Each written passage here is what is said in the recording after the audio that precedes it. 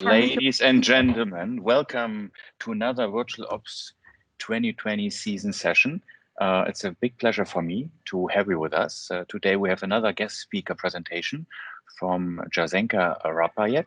And before we're going in her presentation, I'm suggesting that we are all introducing ourselves, that we know who is in the session, because we have, again, a huge experiences from many years in airline operations and technology. So I suggest that we start with Martin Sedlacek, who was the guest speaker in our first session that you are starting the introduction. Yeah, sure. So good morning, everyone. Happy to be with you again. I'm from Lufthansa Consulting, responsible for the Solution Group Flight Operations and Safety, and my background is basically Operations Control Center.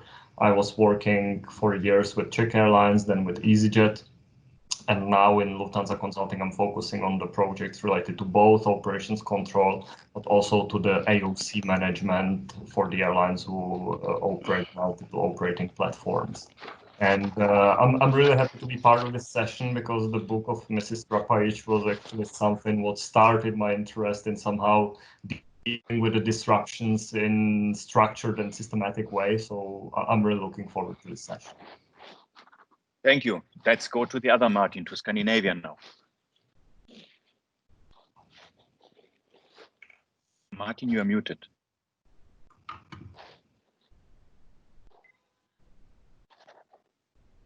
Now you're muted again, yeah. Now you're unmuted. We cannot hear you. It was better before. Let's go to Colombia while you are fixing your technology issues. Daniel, Colombia, please. Good morning, everybody. I'm Daniel Melendez from Colombia. I'm working with IBS Choice, which is my company, and we are working in a we have a collaboration platform to understand how can we help the aviation in this challenge. Thank you. Let's go to India, to Abhilash, please. Hi guys, I'm Abhilash. I'm from Frost & Sullivan. We are a market research and consulting company. I'm with the commercial aviation team, and my focus is mainly on the airline and the airport side of things. My background is I had a few years experience with an IT service provider in India, and I was working with their aerospace team, and now I'm in the commercial aviation side. So looking forward to a great session. Thank you guys. Let's try it again with Scandinavia. Martin, are you ready? Now you should be able to hear me. Very good. Yeah. Okay. Yes, my name is Martin Hoffman. Good morning, everyone. I should start with my present work today. I work with Scandinavian Airlines. I'm responsible for crew systems and analytics in SES, but previously I've been working with SES for almost 23 years, I think, with mainly in operations, but in all different, most different areas in operations, and mainly in flight operations with everything from operations control to crew planning to other areas as well. So, but at the moment we are focusing on looking at how we can improve the company to be able to prepare for the future and what that future will look like. So yes, that's short for me. Thank you. Let's go to India. Arun, please. Hey, I'm Arun. I work with IBS as head of product for iFlight Operations Solution Suite. I have 15 years of experience in this industry, working with airlines from Middle East, Europe, Americas. I'm really glad to be in this session today. My interest, I kind of reflect what Martin was saying because I have bought and read Jasenka's book, and it was eye-opener. So I'm really looking forward to hear her presentation today. Thank you so much for taking this opportunity, Jasenka, from my flight. Let's go to Singapore. Yvonne. Hi everyone, my name is Yvonne from the IBS Region Sales. Covering all our products and solutions across our lines of business. I've now been with IBS coming to 3 years. Previously worked with Singapore Airlines, IATA, as well as ASM, an airport consulting company. Very nice to meet all of you today, and look forward to our discussion. Thanks. Let's go to hopefully not foggy London today. Sunny London today, at least today morning. Hello, everybody. This is Sapna. I'm consultant to the airline operations suite of products of IBS. Have experience working in product development as well as currently in consulting across different airlines in the world, from US to Middle East to Europe to a lot of regions. So I have been lucky to have a lot of experience working with airlines. Great to have you here. Thank you for this opportunity. And Jacinka, it's great to listen to you. I'm looking forward to listening to a thought leader in the industry. Thank you.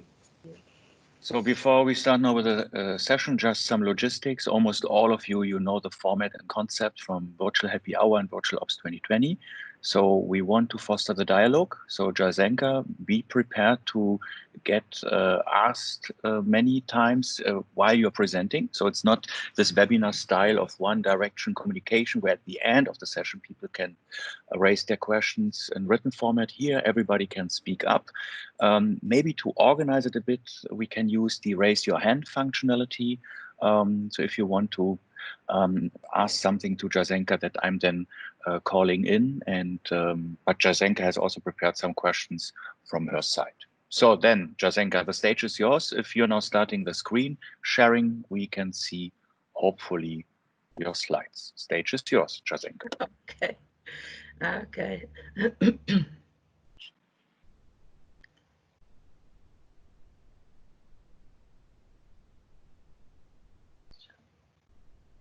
Very good. We can see everything. Yeah. See nowhere. Okay. So first, today we are going to talk about two grayish areas of airline management, about collaborations and disruptions. Because observed from the system level.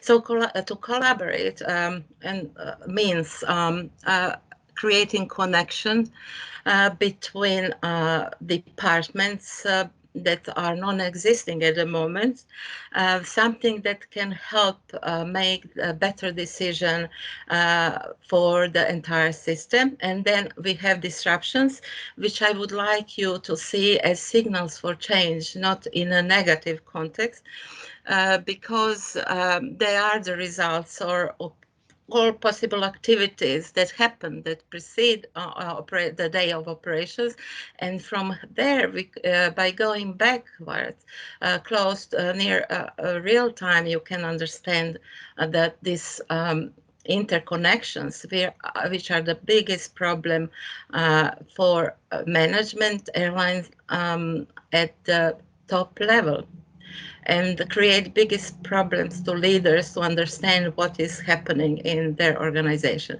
So that's what we are going to talk about. I would like to say that everything you are going to see here comes from my experience, and of course from learning from system thinkers, from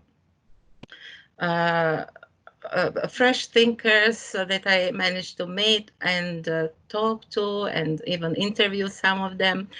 But that my background covers almost every aspect of planning processes, from strategy through network planning, through scheduling and operations.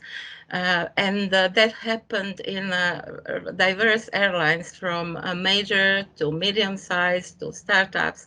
So what I actually noticed that what was in common throughout my experience was some sort of the gap between information between the executive, information available to executives at the top levels, and operational information. And that's about those interactions that we are going to talk and focus on today. So it's actually the biggest problem is complexity, and that's where we are not good at. And that's where this interaction create a problem. So the history of complexity, actually, airlines are complex businesses, and they've always been a complex businesses, but when complexity crossed the point of being manageable properly, then it becomes the problem. So throughout the history, when airlines were smaller, it was leaders were actually had a pretty good picture about what is happening in the airline. It was not so difficult to manage the system based on information that was available to them, and that sort of information, in particular about cost and punctuality reflecting quality. Was actually created by ICAO in 1950s. And IATA also about punctuality. There are things that we are using today to report on cost and punctuality. But when at the time when the regulations come in force, which was 1980s, everything becomes more and more complex. The growth was really fast, and the hub and spoke network model created actually the biggest problem. Because hub and spoke required connectivity, and it was required completely different concept in planning and strategic and planning decision and operations, especially created problem in operational environment.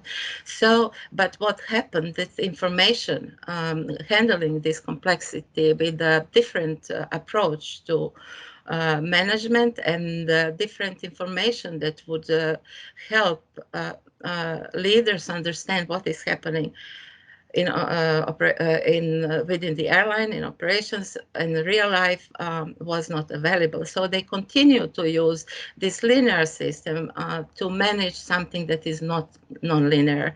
And of course, quality dropped, as we know that, congestion increased, and we ended up in a very disruptive system, very hard to control. And that's where we ended with COVID. And now we have opportunity to do something about it because we are free to make changes now, changes that we are not able to make earlier. So we have a mindset problems when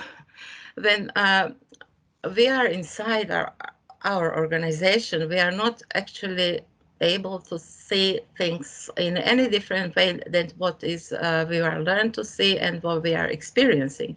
And we were designed to follow the top-down flow of information.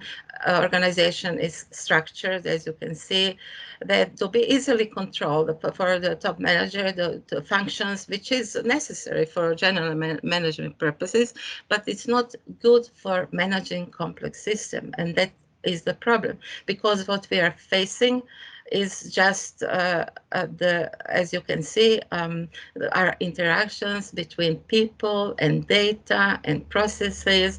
There are external influences, something that looks very, very chaotic and almost impossible to grasp. If you just look at this drawing. So, and what we will try to do, what we need to do, is to find a way to focus on things that matter, that really matter, that matter most, that are important to change, that can be changed, to access that information, the pain points that leaders would also be aware about, not just people in operation, and then see what is not important and what is not actionable. There are lots of things that you just can't change, as we know that. So the main thing is to change our mindset, to start seeing our organization as a flexible network.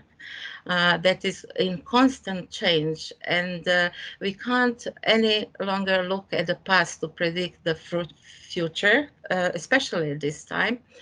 And we need to find a way how to make our airlines operate in a more controllable way, more, I can't say, don't want to use the word predictable, but because it's associated with a longer time prediction, but constantly look at what is happening and look at how much our strategy are aligned with what is happening in operations. We recently saw Delta case, which I would like to mention now, because they ended up with really, really big losses, 5.5 billion for the second quarter. Understandably, there should be losses, but not as probably as big as that, because Delta Airlines had to cancel half of their planned operation, starting with from July to August. That's a big change. It's a major change. Just illustrate how important it is to somehow be aware about what is happening and do it more slowly without being too brave because, to expand and to doing it too fast. So Delta has downsized it, and I hope and other airlines will, that they will now be more careful about and how they make their strategic decisions. But they need, of course, methods and to do that, which are not very complex. Another problem that airlines are facing is mixing up the context of decision making. So what we are very good at is optimizing our work within the department, because there are lots of experts and who can do that, and that's not a problem. They have quite a good information about what they need about reaching their objectives and their targets, things like that. But we are not that good at saying the interconnection, cross-functional interconnection, which actually changes everything that's originally planned. But waiting for profit and loss statements at the end of the quarter or half a year or a year is we are just depriving ourselves, if we see losses, to do anything about making improvements. And looking at the past again, using this approach is just not workable any longer. So what happens actually, the leaders actually, they instead of, they're faced with complex decisions where causes and consequences are not so obvious. And they need a different approach to manage this. As I said, non-linear problems cannot be managed with a linear mindset, which is ever present during the decision processes. What they are using are complicated decisions. And just to illustrate what is complicated decision compared to complex, for example, if the pilot noticed that the engine is not working properly, that aircraft has to be taken to the engineering department, and there are experts. It's a very complicated process, but experts can know how to do it. So in complex system, this connection between problem and the solution is not so obvious and needs to be done in a different way. And then we have domain operations, which is chaotic process, because you can't predict what's going to happen. Even if you can predict something, the things that are happening on the day operation can just interfere and make it impossible to know that. So at that stage, it's very important, which is something I would like to hear from you maybe later. What is important to stop bleeding in the best possible way, to have lots of information. It's not just about the data, it's about the thinking, about how to make the best possible solution. And I'm not quite sure if airlines are equipped with this kind of operation. I listened to Martin's presentation, and he mentions that, and I would like to hear maybe some more about this. It lacks of the scope, authenticity, accuracy. When I say authenticity, I think about cost. I'm talking about cost. Actual accuracy is essential as well, but it's very hard to sometimes to get it. When I say that, I think about the reasons for delays that are sometimes biased and not reflect what was really happening, what happened before that, and the root causes are, of course, not possible to identify in this system. So the biggest problem is here is this complex context at the top, and some a bit less in operations. But there are problems there that are solvable. I hope so, at least improved a bit. But this domain of leaders remains the main problem. I have a question there to the two Martins here in the call, because Martin, you were speaking about the new mindset. And I think Martin was also in the session. I think then you went on vacation, now you come back. So are you both somehow feeling that there is already a new mindset coming to the industry? And is the decision making now considering a new mindset, or is it still a long way to go in order to achieve this new mindset? Can you hear me now? Yes, I can hear you. Okay, good. Then the microphone works again. All right. First, I think a little bit of both. I would say that you can, of course, there's a new mindset, there's a new reality right now, and it's a total different type of operations we are now working with. It's the decision. The lead times are much shorter because you need to adapt so fast into things that changes all the time, but on the other hand, you also struggle with this old thinking and try to adapt to the new situation. So I would say it's a little bit of both, because it's not fully the organization is not prepared or fully updated to reflect the new reality. So I would say that the change is ongoing, but it hasn't been. It's far from being fully implemented. Sapna, what's your thought on this?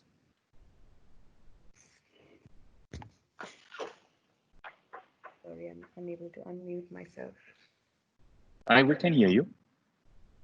Now you're muted again. Yeah, so I have a question to Jasenka. This very interesting slide showing the complexity of operations and different aspects there.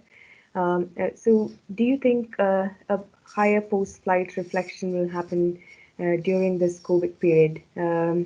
Or if yes, why do you think so? Will airlines start rethinking? Will they do more analysis? Will they try to break down departmental segmentations to improve, common data availability? And will that improve things, Jasenka? What do you think? Yes, that post-flight reflection is the most important things, not only for operations people, but even more for decision making at the top level. And creation of strategy. That's the connection with the real world. And how it works, I'm going to talk later about the practical solution, how it can be done, but it's about connecting people by around the real life problem, which is complex, the complex disruption that creates ripples across the network, things like that. We isolate them and look at them more deeply, because identifying the root causes of problems that can stretch to strategy, to adding more flights to congested airports without knowing what's happening in operation is so important. And just talking about it never ever happened, improved anything, because everybody is thinking their own thoughts. They have their mindsets are focused on their own problems, and they actually defend themselves when you have that conversations. It's a clash of interest, and we have to break that. And we can break it only if we look at we focus. We can't look at everything. That's not important. The looking at something that's tangible, that's evident, which is this disruption created a huge losses or cost.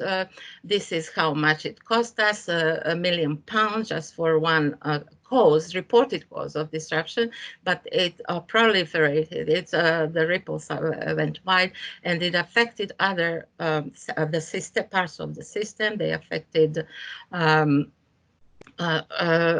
service provided. They affected the department. Every department has to think about it, but operations exposed mostly without even knowing how much the increase in productivity, for example, by adding more hours to the aircraft affected. So we'll talk about practical solution later. So that's the point of the whole presentation, to see how we can connect without being biased and start communicating more openly about the problems which we have to solve.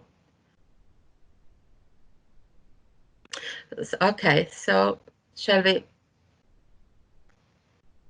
Please move on. Okay, so there are two biggest problems that executives face with the data available to them and information also. So what executives see is what you can see. Maybe it's not important. I couldn't enlarge it. It will take the whole slide. But this is the breakdown of costs, which is functional. And we have, so their expenses, actually, I have to make the distinction, which is the mix-up of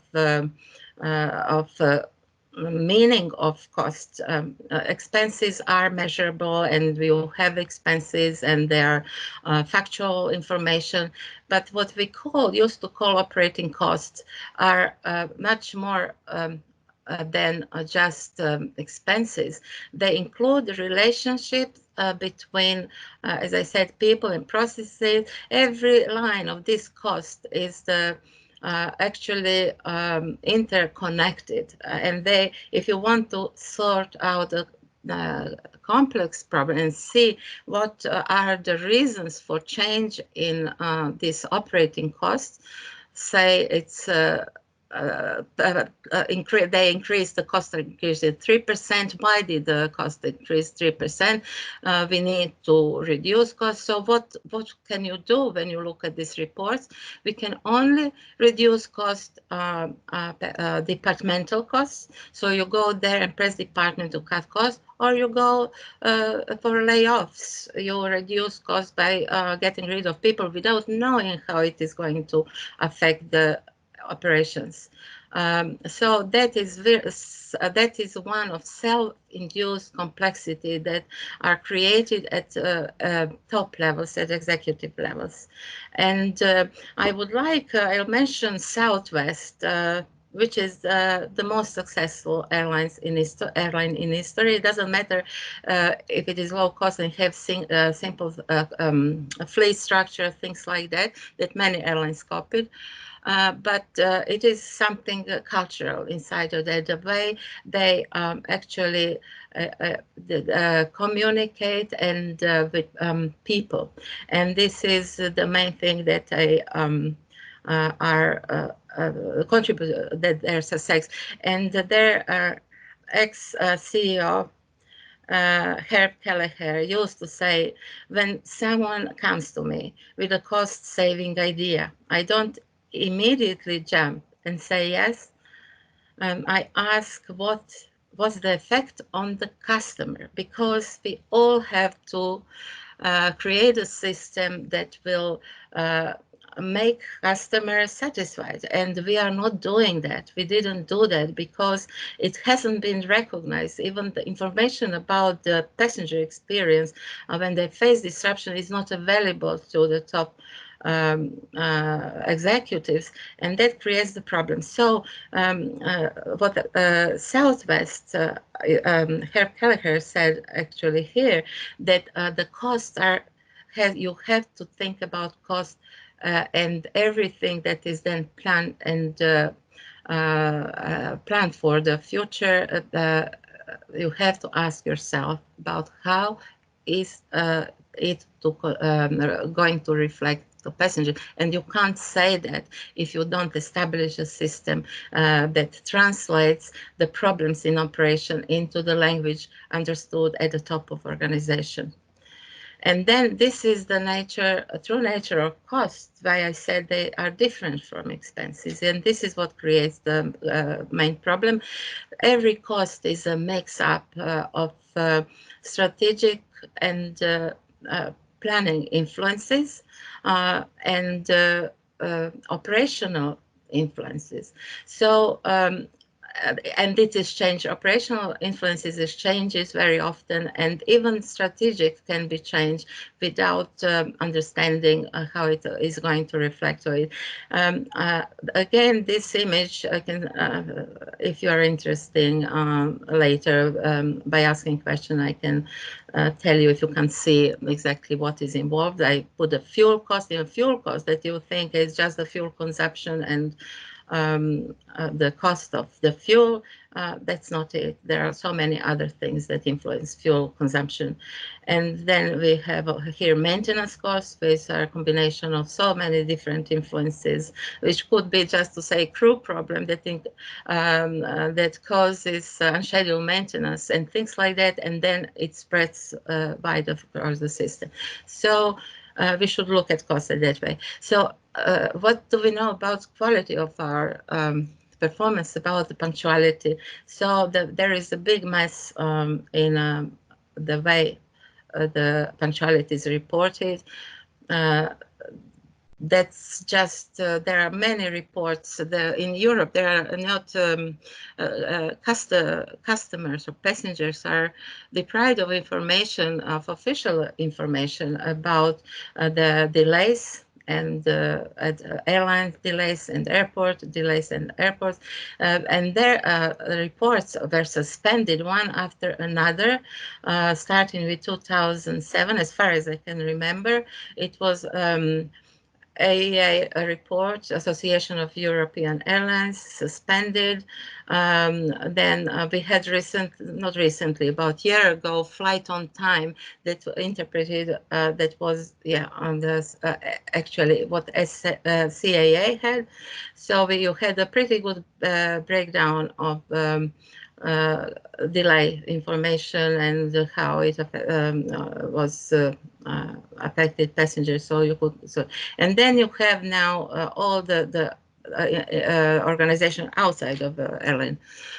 Airlines who are providing this information, they are not comparable. They do it in different ways generally, and that's the big problem with that. And CAA is at least very honest, partly saying that they don't take responsibility with for anything they publish in punctuality report because of the way they are produced. And this is just one of the examples. The question is where we can question accuracy. The huge disruption before the Christmas in December 2010, 800 passengers, 800,000 passengers stranded around the world, and it ended up with that many delays and cancellations or not. So just inappropriate report. And also, of course, punctuality includes so many hidden things. Capacities, unused capacities used actually use that unproductive capacities used to cope with the buffers. Buffers are becoming bigger, and they are still not as effective when the congestion in certain airports reaches certain. So this kind of reports is not, again, we can say that we don't know much about quality of our service and don't know much at all or anything at all about experience of disruption passenger, which is crucial to manage disruption. And then just to mention the Southwest, they are not the best in producing, the best in on punctuality leaks, but they are best in handling disruptive passengers, which is why they have the most loyal passengers in the industry.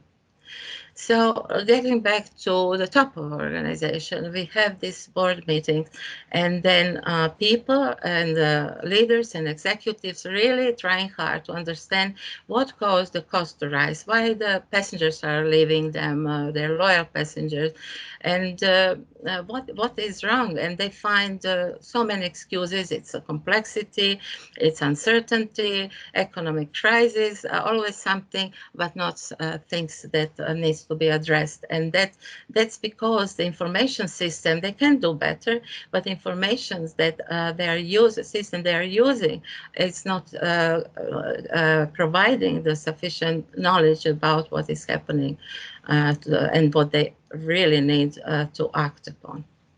What I like very much is bad luck. That's, I think, the best explanation in the book.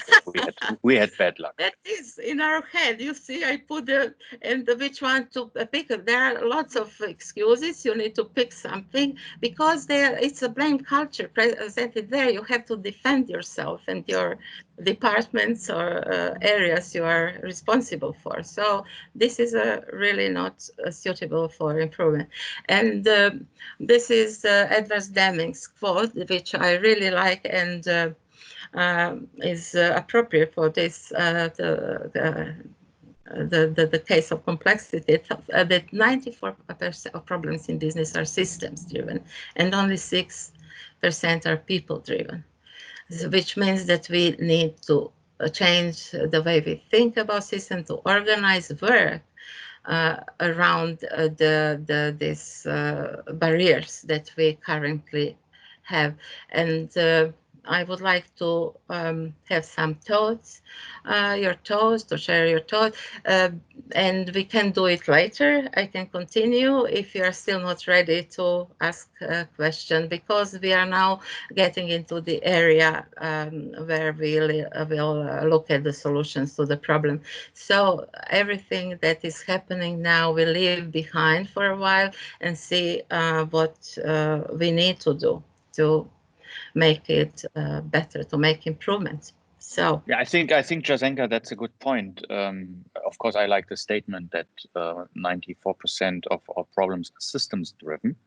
On the other hand, I'm meeting many airlines who believe it's better to put more people into their decision-making center instead of changing their systems, which are the root cause for many errors. So what's your explanation? Is it, you said earlier, the mindset? Is it because these decision makers are not having the courage to change something? Is it they really believe in bad luck? Or what is the reason that they accept then these 94% errors coming from the systems? So that's the question. They actually make decisions, and they make decisions based on their knowledge, on the scope of information they have, on their experiences, which could be sometimes narrow experiences, sometimes wider, but there is a fight of getting things or accepting someone's suggestions, someone's ideas. So there is lots of intuitive reasoning, and managing it all actually probably comes from the position of power. Someone who is really more powerful will push decisions that they think are right. And the important things that when you are brave enough to push for expansion beyond, without knowing about the consequences, without knowing if airline is going to be capable of coping with that expansion. So they don't think about the operational side of it, which comes later. What they think about at that level is how they compare with competitors, because the measures only promote expansion, growth, and being a market leader. And that's what matters. Then you have to reduce costs to match competitors, and you reduce them under the level that can guarantee profitability. Then you go out for retail revenue and try to compensate losses by doing that. So non-core businesses become a part of decision making, and you outsource services, and then you lose the control of direct control of what and contact with passengers. Then there are so many things that are happening that are just not letting people at the top understand what are the consequences of their decision that they will see later. But the thing is that in those reports that we saw, you can't say what happened, who is responsible. We say it's complexity, and that's how it goes. And that's what causes these bankruptcies and difficulties, even airlines that look profitable now. And yes, leads to mergers who are actually the shelters for near bankrupt airlines. That's what they have become, and become more complex and bring in more complexity. So there are lots of things that these people at the top have to deal with.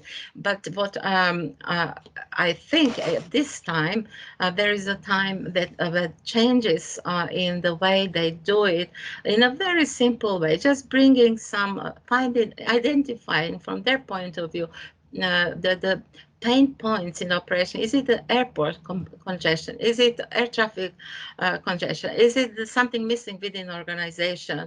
Where are these blockages that they can intervene from their point of view? So that's what is missing, and that's what they wouldn't know without this. And when they make decisions to expand, they should monitor what is happening with this expansion. But there will be a short period where you can change strategies, that you can never again and never before it was possible to change a number of aircraft that you are operating, to cancel half of the operations that you planned and saw that it doesn't work and things like that. So this has to be prevented. As the time progresses, it is very hard time now because nobody knows what's happening. But as the time progresses, and we'll still face lots of uncertainty and complexity, we need to start doing the things and being aware about how much it costs us to do the things that they plan to do, and what are the origins of the problems in operations. Sapna, you have a question on that.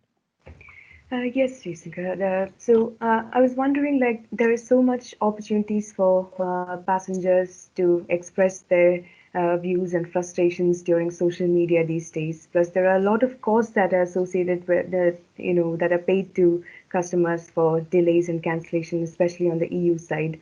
I was also linking that to what Martin had presented in his session about how low the connection to the passenger is, and how low the use of reaccommodation communications to passengers are. Why do you think that customer experience, even if there are so many venues of capturing them and also for communications, are low currently with airlines? So that communication, I think this is the area where technology can jump in and help.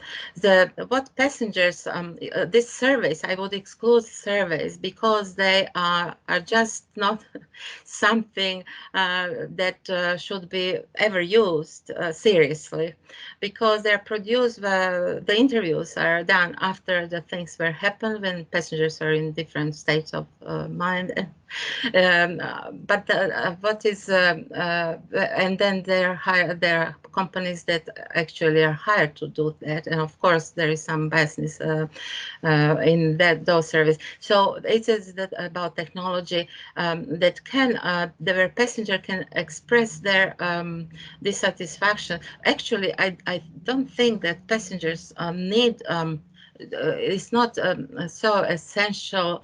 Some things are so obvious and could be prevented. If you have the information about how many flights were delayed for, I don't know, over 1 or 2 hours, but I'm not talking just about flights. I'm talking now how many passengers experienced that and what happened with passengers. So tracking that information, what happened with passengers. You don't need to ask someone, were you happy because you were 2 hours, experienced 2 hours delay and lost your connections. It's so obvious that, you know, it could be made simple, but personal inputs are also, which we already have, if we search for it, we'll find it, and we find, but they are again not, may not represent the general view about things that we need to use when we make a decision at higher levels. But what we can do, what Southwest did, we take care about these passengers, organize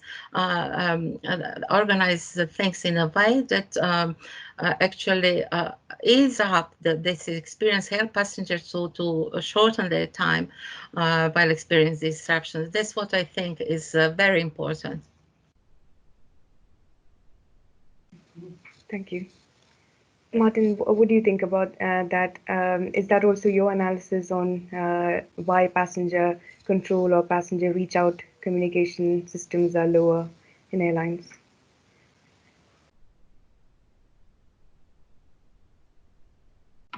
Yes, basically I agree, but to go to the step before, you know, when we were talking about how the people are doing things at the moment on the higher level, I agree. Everything is getting much more agile. People are now talking much more. But if I look at the airlines around, yes, it works because actually everyone in Europe is on the short-term work, and you have those super small groups where you have really representative of each department, and they, in a very agile way, decide something on the spot. But as was said, no one knows what's the impact of it. And in my opinion, this is just that we are fooling ourselves, you know, that yes, compared to before, suddenly the things are possible and we are able to do it. But practically, we are still doing the same things because they are still blind. They talk a little bit more, but especially on the data, as was mentioned, you know, what's the biggest problem of the data? That each department creates own data, own statistics, and there is nothing easier for me than to shut you down with my own data, you know, and just claim that your data are wrong because I have something different, and then I either push that my are right or that I at least prove that yours are wrong. And that's, I think, where we really need to, when we now turn something and change the mindset, yes, the things are changing, but we need not only to really confirm our feeling that we are great and we are agile and we are able to manage everything, but we need to take this opportunity to look at those things in overarching way and ideally really set up one data source where the entire company will say, I trust it. That's my biggest worry, that this will not happen, or this might not happen, because it's of course a significant investment, and that will just downstream lead to all the issues again and again. Even though now we might be saying, yeah, we are great and we are changing the things, but look at the network planning in 99.9% of the airlines. They don't know what they are doing in a way at the moment. They are just trying, trial and error. You publish the schedule on 2 weeks basis. In the meantime, they close and open the areas. This is popular, this is not. So you just adjust, but that's it. And you don't really have the real data for it. And of course, you don't have any historical data for it. Oh, Martin, I would say that your statement is close to blasphemy, and many of the people who are watching it will potentially have a cognitive dissonance. But I like exactly what you say, because it's somehow confirming also my perspective on that. Yeah, let's create something out of it and new. So Daniel, Colombia, what's your question? What's on your mind? I have too many things in my mind, but I want to ask Jacinka, what do you think will be the best way to change the decision-making mindset? Sorry, to move this way. So can you just please repeat the question? What do you think will be the best way to change the decision-making mindset? Yes, we are going to talk about it just right now. Okay. Yeah, yes, there is the way. I would rather than talking about it. That's what I actually try to do for many years, to create something that tangible, to create the sort of.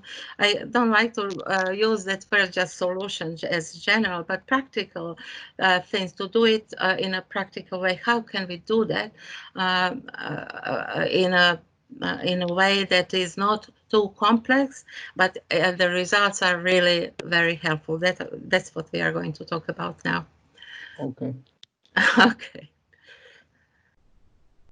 So we are going to talk about how to get things to work better. So we all want to do better. Every single person that works for airlines, I mean, anything wants to contribute to working better, but it's in this, as we talked about, very difficult.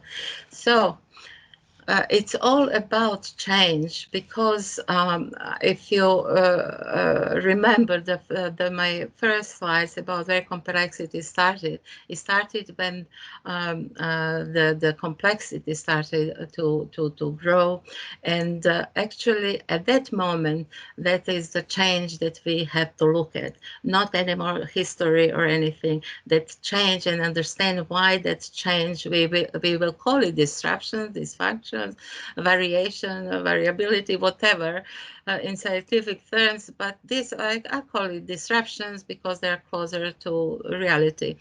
Disruption, something that didn't work as we expected. So we plan the operation with this old mindset in our health organization, and we have reports, as we said, and that's what we produce. We produce look back to predict the future, and that's our plan. But when it faces reality, there is some difference. There's a change, and disruption happened. We have lots of external influences that were not predictable. Sometimes they are, if they are bigger influences, but that's what it is. And then we don't see passengers, as we said. Now we have to step out to change the perspective and look at airline from the perspective. We could see disruption, we could see passengers, and actually this all reflects in cost and revenue. In cost and revenue that we assume will be executed and performed. So, but it doesn't happen. So we need to find a way to change our perspective. So the first thing about this change and disruption is that disruptions are a systemic issue. They are not just operational issues, as we talk about. And then just put it as underlying causes that are not reported. Some of them are, if you look at direct causes, we can see aircraft manufacturers. We know how much it can affect regulatory issues, service suppliers, ATC, airports, airlines. We can in some way understand each of them separately, but how they interact, we can't understand. Then we have management, something that I said intangible, something that cannot be measured, but it's the influence of manager, top-down management, mergers and acquisitions, organizational issues, punctuality, targets, cross-functional issues, cost cutting, a big problem, cost cutting, we mentioned it earlier. And then we have lots of functional optimization, local optimization, which work perfectly for departments, but maybe not for the system, maybe yes. And then we have influence of technology, how we, what kind of information we have, what about outsourcing, and how much do we get from these services, how we do the contracting and things like that, investment decision in various areas, sales and marketing, operations, scheduling, strategic decision. So you can think about much more of that. I just try to put it here to change the way we think about disruption. And the disruptions are actually the only way where we can see, if we look at them near real time and include data and insight, we can understand the origin, and which are also interconnected, but at least we know which way to look at. So the possible outcomes which we used to have is willful ignorance of disruption, of deeper causes of disruption, resulting in poor service, dissatisfied passengers, high cost and revenue loss. And then we can learn from disruptions. That is amazing way of learning about how the system works. From top to frontliners and across. So we can, if we do that, we can automatically create better service, satisfied passengers, lower cost, and increase in revenue. So if we know where the problems are, we reduce them, we adapt our strategy to our new knowledges and new experiences. And what I want to stress here, changing the mindset requires experience, because just talking about changing the mindset has never helped. There are brilliant articles, books, and talks about it. I like them, I listen to them, but then you come back to your organization and then you don't know what to do, actually. And that's the biggest problem with this kind of things. So just a little bit of disruption, so of the power of disruptions as connectors between strategy operation. What we can, it's about changes. So we are not talking about costs from as we looked at them, as the aggregate costs divided by kilometers, and KPIs, divided by kilometers or hours flown, things like that. These are the costs of change. How much this change, this misalignment between plan and actual cost us, and how it affected passengers, this under the service, and deeper causes. So we don't look actually wide. We don't need many enormous number of disruptions to find out the reason. If you look deep, we just find that, and I've done it in practice, so I know how it works. It's powerful. So the causes and events, actually everything is associated with real life event. There are no averages, nothing is average there. This is something that happened, and for this to happen, we need the support of technology, which is on the other side of the spectrum. So in this case, we combine cost and service are system-wide issues and causes, and operational. We have events, people in operation deal with what happens on the day of operation mostly. And planning is a little bit different, but Operation Control Center is very well aware about difficulty in making decisions when disruptions happen. So now just a very quick image created to illustrate the flow information from plan, which are in complicated domain. Planning is very complicated, but it can be done following the certain rules and instructions. That's what it is. So it has to be translated in the, I had said, simple. It's not simple. It's simple in the way that could be understood by people dealing with daily problems. So it's a schedule, and some other information needed in preparation. And then the output is a linear output, a number of hours flown, delayed minutes of delay and things like that.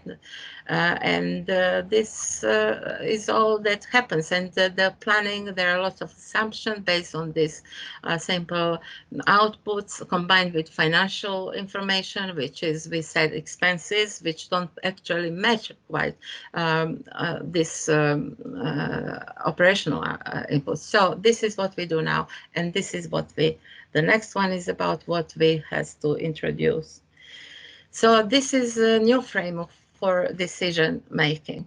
So again, we have here our plans and strategy and network, because we can't arise. They are good for this, so for organizing things and creating some structure of the system. So we don't say no to the way the operation, that things are planned, but they need to be supplemented with more information about what didn't work in the previous plans, and not waiting for the plans. Actually, these changes has to be done as when possible. Of course, you can't change number of aircraft in one season or 1 year, but can do many other things to reduce the problems faced by inappropriate strategic decision. So what is important, instead of waiting 1 year to see what worked, we need to access the information, operational information, near real time. Near real time means couple of days, not longer than 1 week, to assess, first to decide which disruptions will be included in this deeper analysis. And this includes cost, this includes spread of disruption, this includes the cost, authentic cost. This time we are talking about authentic cost. This is this could be done by creating an interface with an existing operation system, just expanding the scope, and that would be good for the beginning. So authentic cost and passenger, we need to include the passenger, what happened with passengers. Those two information are crucial, and they could be the criteria could be changed depending on what airlines want to look at. So we actually, what we do then, once we do that, we start communicating. Getting the insight means talking to people that were not responsible for that, people who were involved in these decisions. We said it's not about people. Very rarely it's about the system. So what we are looking here are interactions. We are not looking at who, we are looking at what caused the disruptions, which is different thing, and which let people be more open about the problem. So what we place when we arrange this, I call it collaborative hubs. These are the people, you invite people.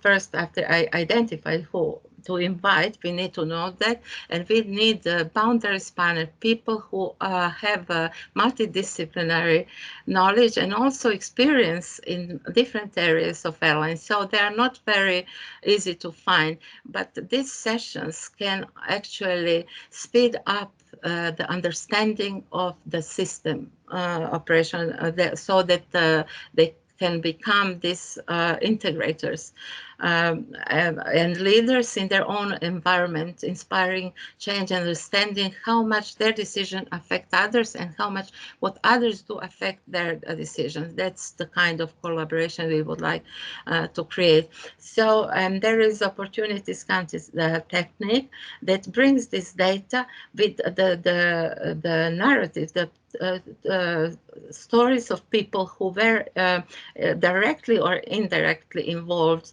It could be could involve this. You start with operations control. They tell what happened. Then you go. If it is a service provider, there's a passenger problem with passenger handling. Look, then they point you. People would normally point you to scheduling, and then from scheduling you go to sometimes maintenance, depending on the problem, really. That's why these gatherings are different. It's not just meetings where the same people gather every time. They are organized in a way that include people who are directly involved and can learn from the problem that was very costly, and how actually not look at what happens for them. It's important how to solve it, how to make it not repeated, make things not repeat again, make this problem not happen again. That's about this recognizing emerging patterns. What if we leave it like this and what can we do to improve it.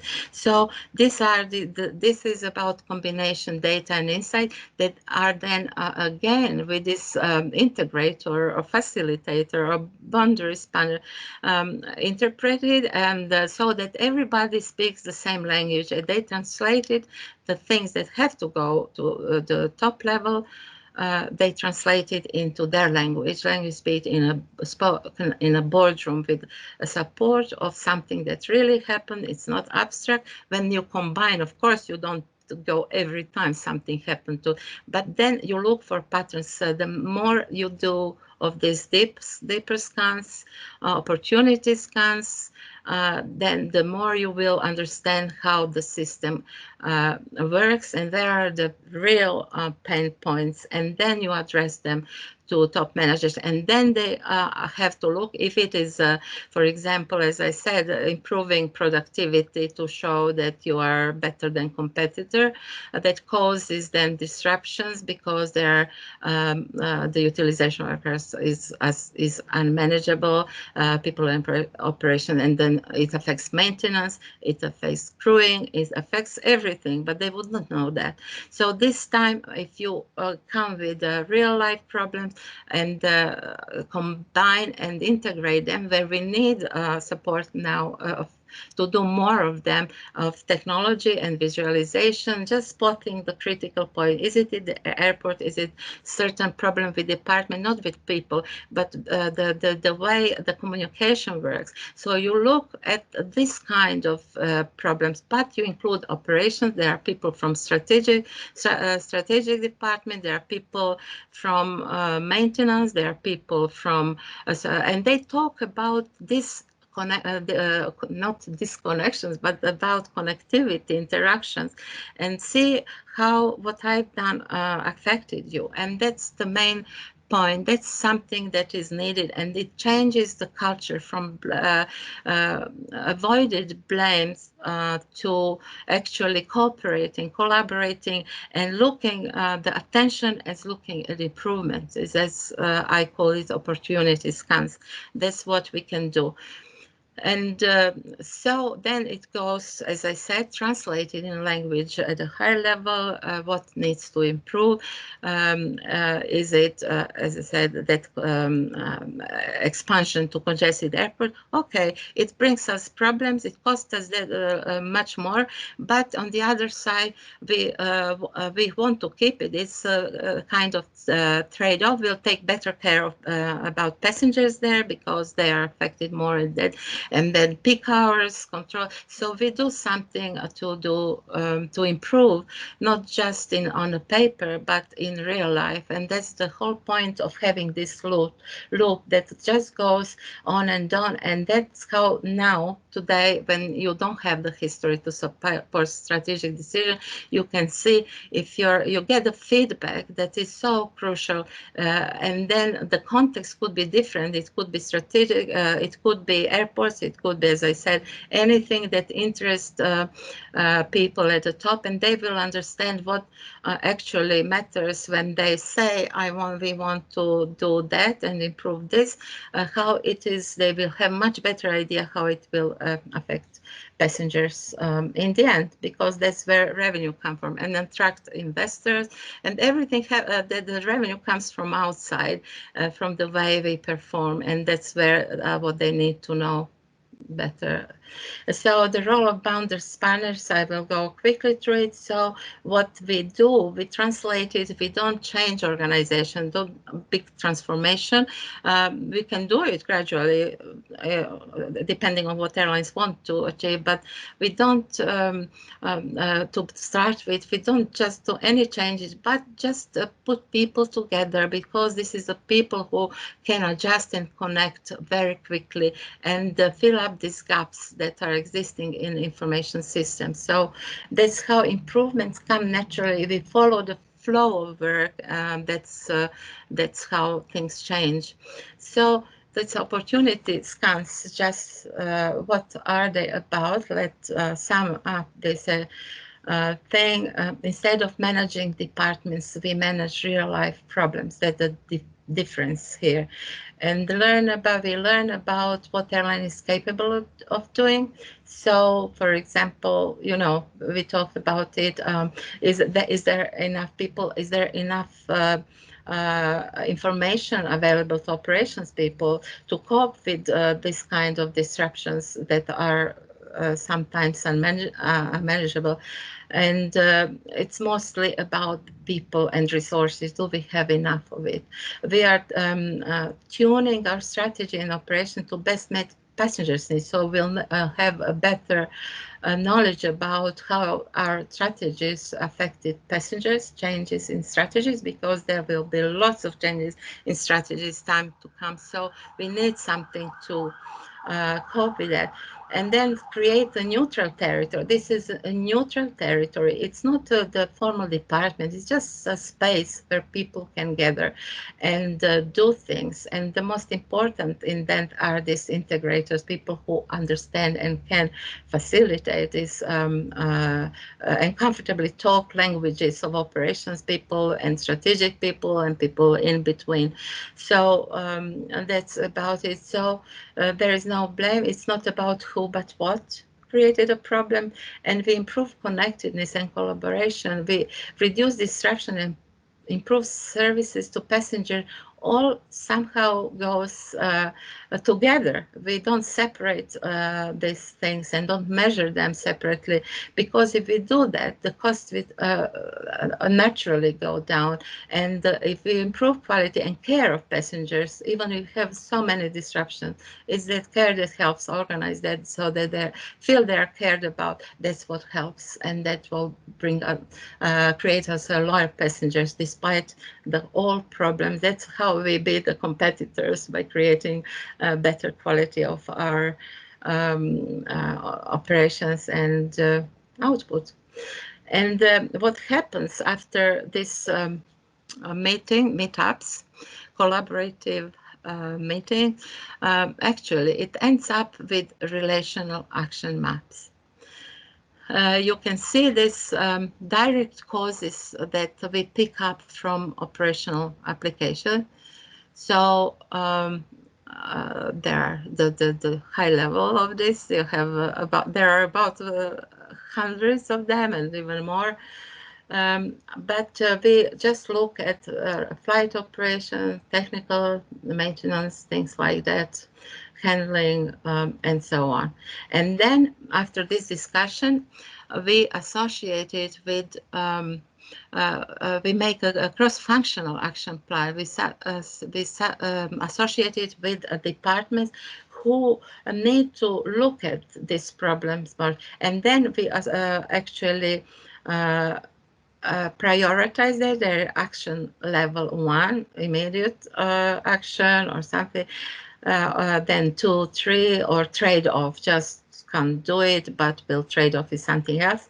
And then we have the relationship, differentiation between relationship. We have strong relation with this problem.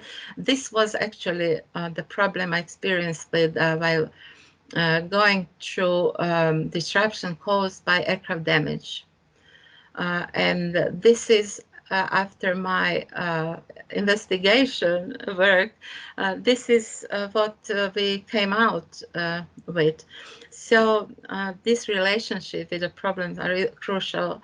So that means that this is a constant problem, continuous. And those aircraft damages at congested airport happened so many times during the year. And we had to find out why it's happening and include service provider as well. So this is about how it looks like, and of course we have to measure progress. And we measure progress in whatever way is convenient to us. I put here to say if these problems were, because they will interfere with our other problems, but then we just add the relationship, increase or prioritize decisions or actions taken. It's all about actions. This is relation action map. You take action. If you don't take it, there will be another map coming up. So, and if they accumulate, the problems accumulate linked to some, in the end, that's the department who are having to do, to make some changes. then we know that there is a real problem that is of strategic nature. Obviously, I have to do something about it. So what it takes to connect and collaborate to disrupt disruptions, what we talked about is this sort of opportunity scan or reality check, you can call it like that. So it is something that stands and connects operations with strategy. Then we have human inputs, as we said, and we have to combine it with technology. And this is a fantastic time to introduce the solutions, technology solution based around the process that is clearly defined. We normally just design something and then airlines are using it or don't use it, all the functions and things like that. This time we have a process around which we can which can be just speed up and make the organization feel more connected and more attached to the common goal. When you sit there, you just share something in common and change something in common linked to real life. That's the good way of good experience, and it promotes changing. This is how you change culture. When these people come back, they think differently, they see things differently, and they find solutions better informed about what's really happening. And technology with this visualization could be amazing to get into that and help everyone see immediately what action, because it's about taking action. None of the reports that we now have are actionable, and all these analyses actually are good, but they are analysis based on assumptions, so lots of biasness in that. So this is about what it could be could be done, and the way it works. I would like again to quote Southwest Way, because that is something that has proven to work. And about strategy, I like this quote, again made by Herb Kelleher, former CEO and co-founder of Southwest Airlines.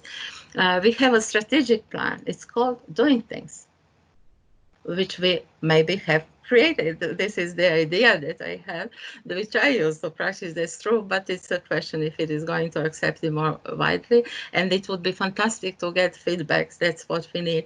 Basic for this framework was simple: low cost, superior service, people first. That's what everybody has as a mantra. That's what people look at when they have problems. That's what are there, and they really care about their people. They never lay off. This is different situation. Anyone and involuntarily things like that, and never reduced salaries, things like that. And I blog about it, but you can find it anyway.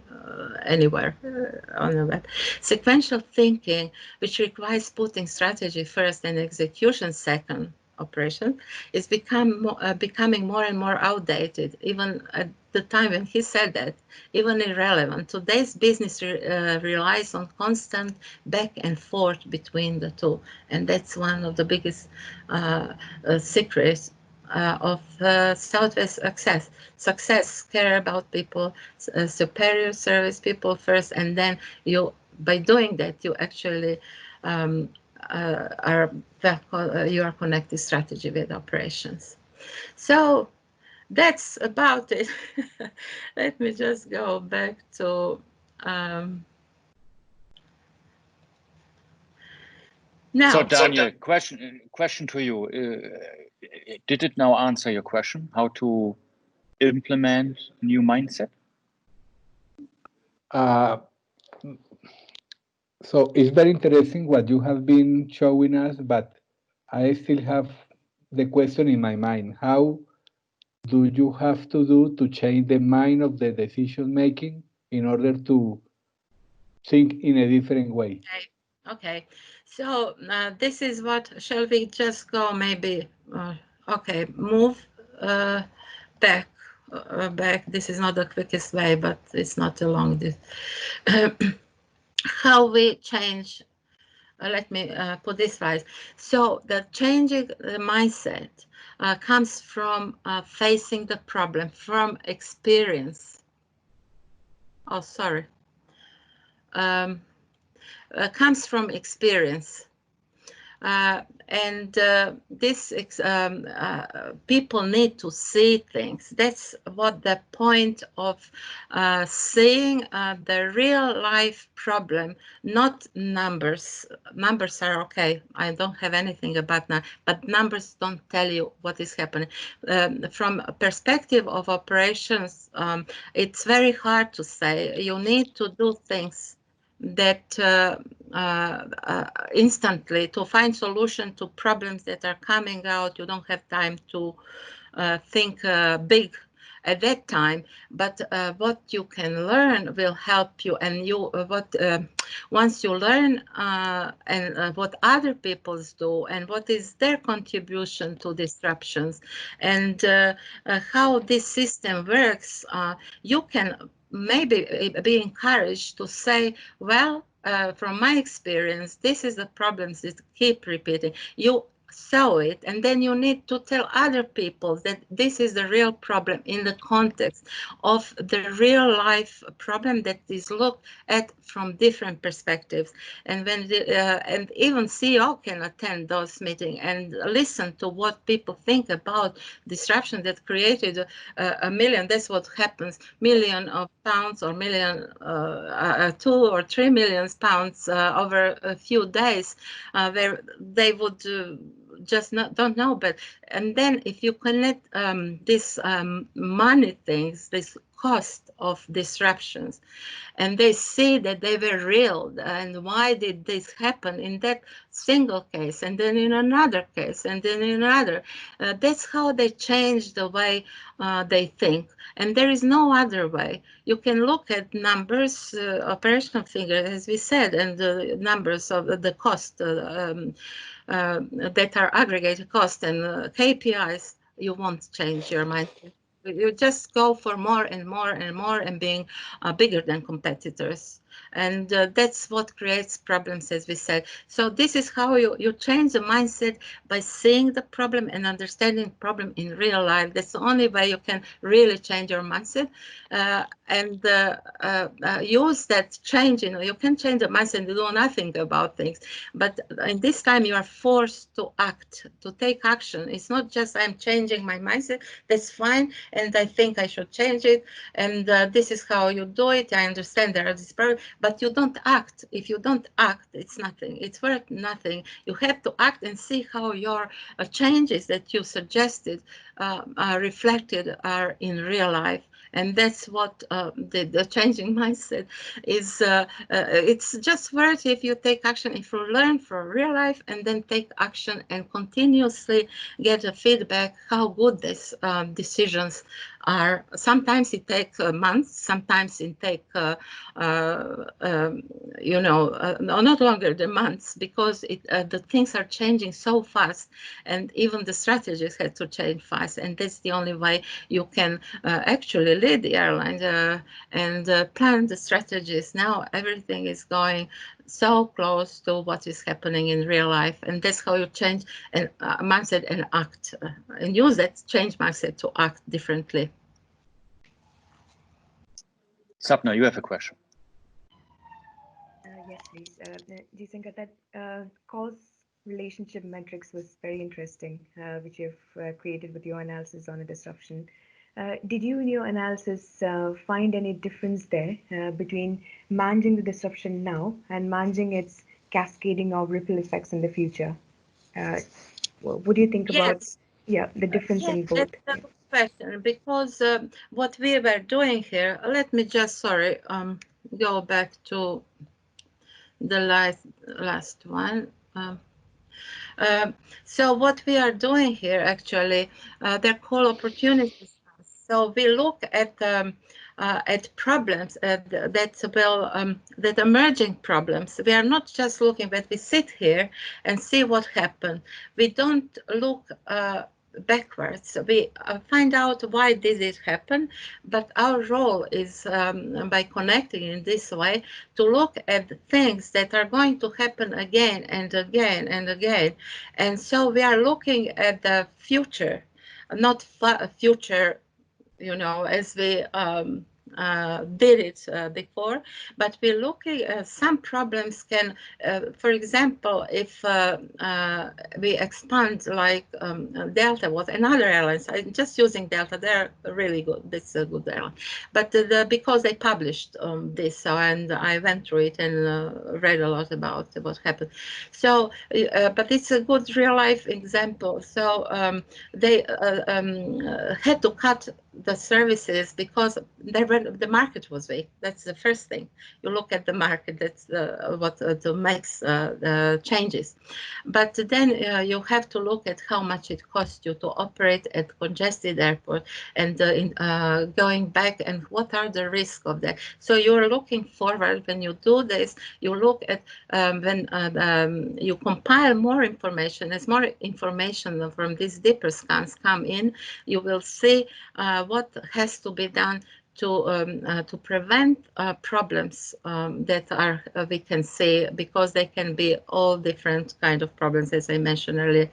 But we can, in that case, we just focus on those things that are repetitive and that can impact the future. That's how the future can be measured. In complex system, you can't do it differently because of this interaction, constant changes. So that's everything is close to real life and what is going to happen next if we do this based on learning from real life, not based from learning from management reports. And so this is how we learn. It may be hard to start with, but I think it will be very interesting. It inspire people to come up with ideas. These collaborative meetings are actually made to exchange things and discuss, like we are discussing, to ask questions, to hear other people's thoughts about what we will do. And that's how we create a future in a complex system. Unfortunately, maybe technology can speed up the process and help with knowing more about it. But for now, to start with, it will be it is necessary. It will come naturally if it's not because there is no other way to do that. So. Jarzenka, I have to say you've blown me away. So I like very much what you were saying about the new mindset. I think that's exactly what we need. I also liked what you listed, all the opportunities which are there, because I think we are currently exactly in the crisis, and every crisis is also an opportunity. And I think each individual disruption is an opportunity, as you rightly said, to learn out of it and to take measures and to improve things. And I think all this requires what you said, the new mindset. And I also agree that exactly it's now the right moment and time to change things because we have a huge external factor disrupting the entire industry. And I think it's a time to rethink the earlier doings and take the opportunity to change it in order to prepare for the next crisis or the next disruption, which will certainly come. So we have today concluded our 8th session. Tomorrow is our 9th session, where Sapna is going to discuss also about digital airline operations.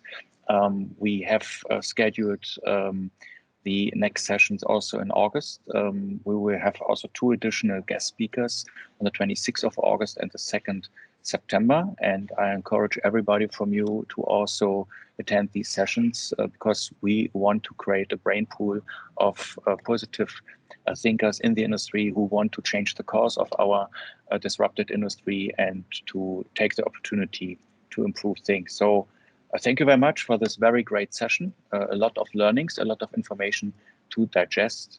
And I wish that everybody stays healthy and safe, and looking forward to having you soon again. Thank you very much and have a good day. Bye-bye. Thank you. Mm. Bye. Bye bye. Thank you.